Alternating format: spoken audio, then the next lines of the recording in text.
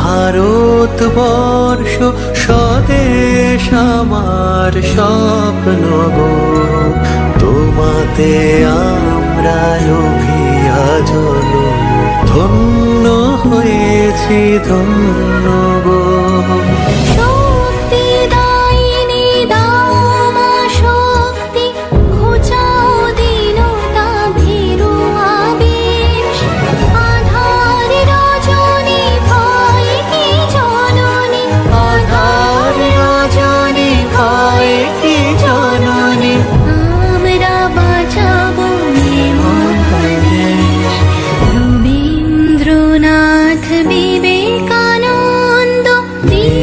সুভাষের মহান দেশ, নাহি তো ভাবনা করি না চিন্তা, হৃদয়ে নাহি কো ভয়ের লেশ।